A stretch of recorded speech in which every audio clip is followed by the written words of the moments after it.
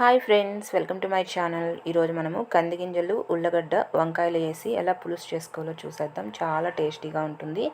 దానికోసం ఒక గిన్నె తీసుకొని నేను ఇక్కడ ముందుగా ఒలిచి పెట్టుకున్నానండి కంది గింజలు.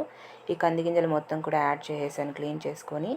అలాగే ఒక పెద్ద సైజు పొటాటో తీసుకొని దాన్ని కూడా ఈ విధంగా ముక్కలుగా కట్ చేసుకున్నాను. అలాగే 2 వంకాయలు తీసుకొని వాటిని కూడా ఇలా కట్ చేసుకొని యాడ్ చేసుకున్నాను.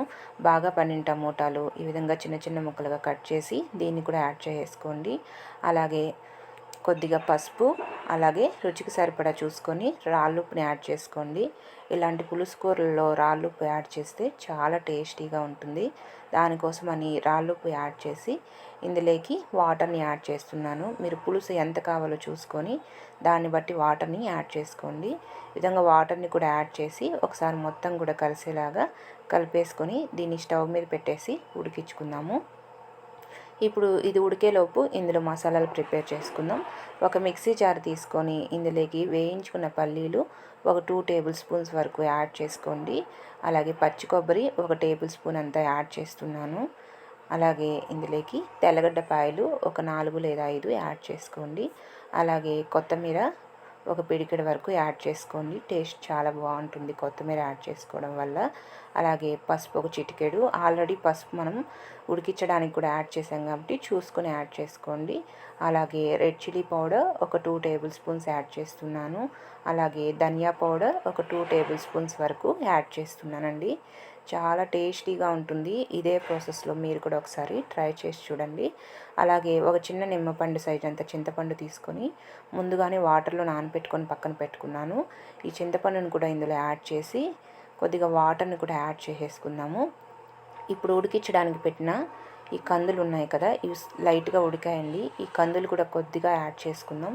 ఫ్లేవర్ అనేది చాలా బాగా వస్తుంది ఈ కందులను కూడా యాడ్ చేసుకోవడం వల్ల.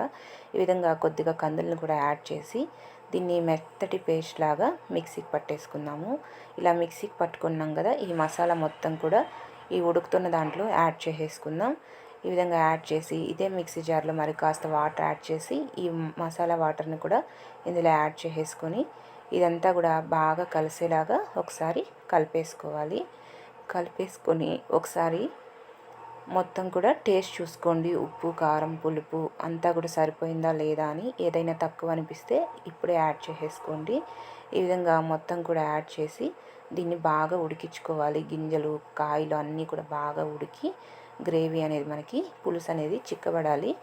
మీకు పులుసు ఎంత కావాలో చూసుకొని చేసుకోండి. ఇలా ప్రిపేర్ చేసుకున్న ఈ కర్రీ అనేది మనకి వేడి వేడి రాగి సంగట్లేకి, రైస్లేకి చాలా టేస్టీగా ఉంటుందండి. మెయిన్ రాగి సంగట్లేకి అయితే టేస్ట్ అయితే అదిరిపోతుంది.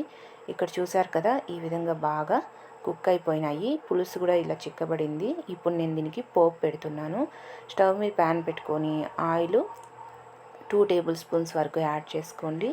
ఆయిల్ హీట్ ఎక్కిన తర్వాత పోపు దినుసులంతా కూడా యాడ్ చేసుకొని ఇవి కాస్త చిటపట్లాడిన తర్వాత సన్నగా కట్ చేసుకున్నటువంటి ఆనియన్స్, అలాగే ఫ్రెష్గా ఉన్న కరివేపాకు రెమ్మలు కూడా యాడ్ చేసేసుకొని ఇదంతా ఫ్రై అయ్యేలాగా ఫ్రై చేసేసుకుందాము. కరివేపాకు రెమ్మలు కొద్దిగా ఎక్కువగా యాడ్ చేసుకోండి.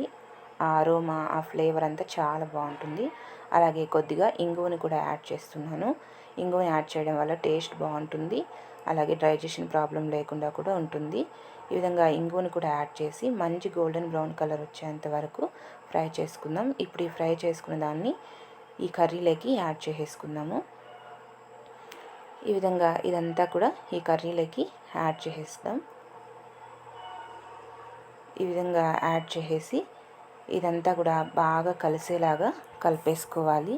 నేనైతే కొద్దిగా పులుసు ఉండాలని కొంచెం వాటర్ ఎక్కువ యాడ్ చేశానండి. మీకు ఇలా పులుసు వద్దు, గ్రేవీ లాగా చిక్కగా రావాలి అనుకుంటే కొంచెం వాటర్ అనేది తక్కువగా యాడ్ చేసుకోండి. ఈ విధంగా పోపు కూడా యాడ్ చేసేసి ఇప్పుడు దీంట్లో ఫైనల్గా కొత్తిమీరని లైట్గా యాడ్ చేసి మొత్తం కూడా కలిపేసుకొని స్టవ్ ఆపేసుకొని సర్వ్ చేసుకుంటే మనకి ఎంతో టేస్టీ అయినటువంటి కంది గింజలు, వంకాయ, ఆలు పులుసు అనేది రెడీ అయిపోతుంది. వేడి వేడి రాగి సంగట్లోకి చాలా బాగుంటుంది. మీరు కూడా తప్పకుండా ట్రై చేయండి. ట్రై చేసి నా వీడియో నచ్చితే నా ఛానల్ తప్పకుండా సబ్స్క్రైబ్ చేసుకోండి. Bye friends.